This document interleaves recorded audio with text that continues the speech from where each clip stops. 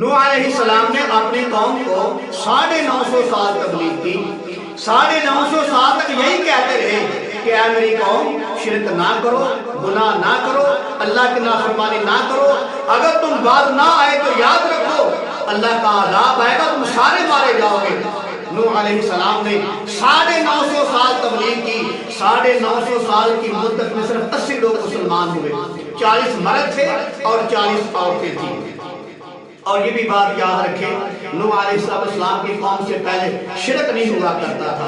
آدم علیہ السلام سے لے کر نوح علیہ السلام تک شرک کبھی کسی نے نہیں کیا، شرک نہیں ہوا کرتا تھا.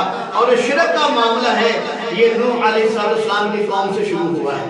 شرک کیسے شروع ہوا؟ نوح علیہ السلام کی قوم کے اندر 5 اللہ کے ولی تھے جن کو قرآن کہتا ہے وَدًّا وَلَا سُوَاعًا وَلَا يَغُوثَ وَيَعُوقَ وَنَسْرًا. وَد، سوا، یغوث، یعوق اور نصر، یہ 5 اللہ کے ولی تھے نوح علیہ السلام کی قوم کے اندر. اور یہ واقعی اللہ کے ولی تھے، متقی تھے، پرہیزگار تھے، اللہ کے ولی تھے، اللہ کے بندے تھے، اللہ والے تھے. اور جب یہ 5 اللہ کے ولی دنیا سے پردہ فرما کے ان کا انتقال ہو گیا تو شیطان جو ہے اس نے نوح علیہ السلام کی قوم کے دماغ میں یہ بات ڈال دی. کہا کہ تمہارے یہ اللہ کے ولی تھے، نیک بندے تھے، متقی تھے، پرہیزگار تھے، یہ چلے گئے ہیں، تو لہذا آپ ایسا کرو کہ جہاں یہ بیٹھا کرتے تھے نا وہاں ان کی نشانیاں لگا لو، ان کے مجسمے بنا لو، ان جیسی صورتیں بنا لو. تو جب آپ کو کبھی یاد آیا کریں گے تو آپ ان کو دیکھ لینا. کبھی آپ کا دل اداس ہوگا تو ان کو آپ کے دیکھ لینا. لہذا اس انداز سے آپ کی محبت بھی پوری ہو جائے گی، آپ کا پیار بھی پورا ہوتا رہے گا.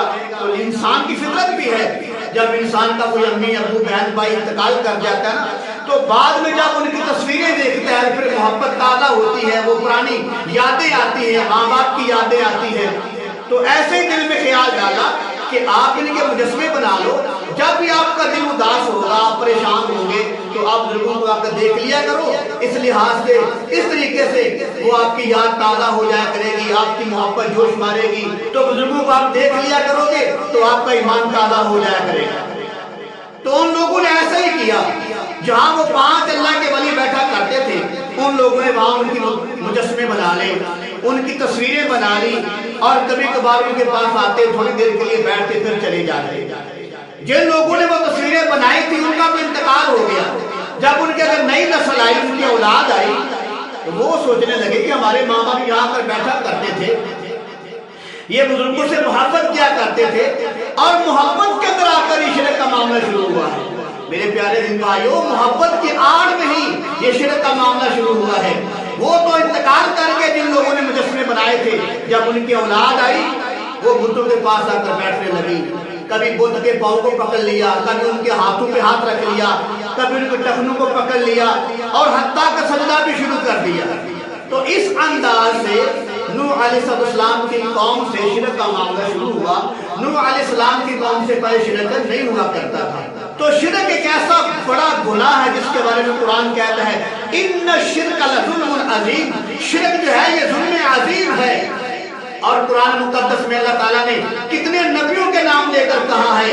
فرمایا وَوَهَبْنَا لَهُ إِسْحَاقَ وَيَعْقُوبَ كُلًّا هَدَيْنَا وَنُوحًا هَدَيْنَا مِن قَبْلُ وَمِن ذُرِّيَّتِهِ دَاوُودَ وَسُلَيْمَانَ وَأَيُّوبَ وَيُوسُفَ وَمُوسَىٰ وَهَارُونَ وَكَذَٰلِكَ نَجْزِي الْمُحْسِنِينَ وَزَكَرِيَّا وَيَحْيَىٰ وَعِيسَىٰ وَإِلْيَاسَ كُلٌّ مِنَ الصَّالِحِينَ وَإِسْمَاعِيلَ وَالْيَسَعَ وَيُونُسَ وَلُوطًا. اللہ تعالیٰ نے کتنے نبیوں کے نام لے کر کہا. فرمایا خدا نخواستہ اگر یہ نبی بھی شرک کرتے وَلَوْ أَشْرَكُوا لَحَبِطَ عَنْهُم مَّا كَانُوا يَعْمَلُونَ. اللہ نے فرمایا اگر خدا نخواستہ یہ نبی بھی شرک کرتے تو میں ان کے عملوں کو برباد کر دیتا. اللہ تعالیٰ نے اپنے پاک پیغمبر نبی آخر الزمان کے بارے میں فرمایا لَئِنْ أَشْرَكْتَ، اے میرے کملی والے، اے میرے محبوب، خدا نخواستہ اگر آپ بھی شرک کرو گے تو آپ کے عمل کو بھی برباد کر دیا جائے گا. میرے عزیز بھائی، یہ قرآن ہے، اللہ کی سچی کتاب ہے. قرآن پہلے کہتے ہیں لا ریب فیہ، قرآن کے اندر کوئی شک و شبہ کی گنجائش نہیں ہے. جب نبیوں کے بارے میں قرآن یہ کہتا ہے اگر تم شرک کرو گے تمہارے عملوں کو برباد کر دیا جائے گا، تو بتاؤ میں اور آپ کس بات کی مولی ہے کہ ہم شرک کریں. میرے عزیز بھائی، شرک کی وجہ سے انسان کے سارے نیک عمل برباد ہو جاتے ہیں. چاہے آدمی حج کر لے, عمرہ کر لے, زکاتیں ادا کرے, نوافل پڑھے, اشراق پڑھے, تہجد پڑھے, چاشت پڑھے, صلاۃ الاوابین پڑھے, مساجد بنائے, مدرسے بنائے, قرآن خوانی کرائے, جو کچھ مرضی کر لے, جب آدمی شرک کرتا ہے اس کے سارے برباد ہو جاتے ہیں.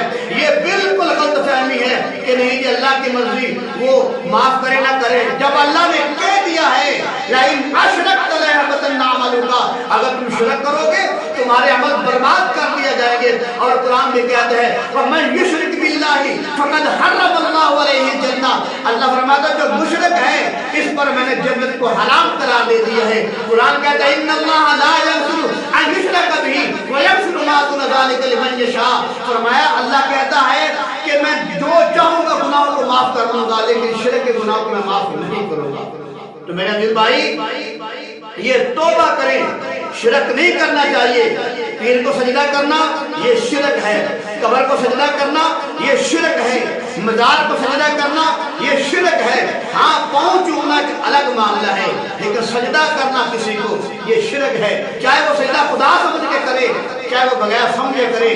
جب آدمی سجدہ کر لیتا ہے تو اس کے سارے عمل برباد ہو جاتے ہیں.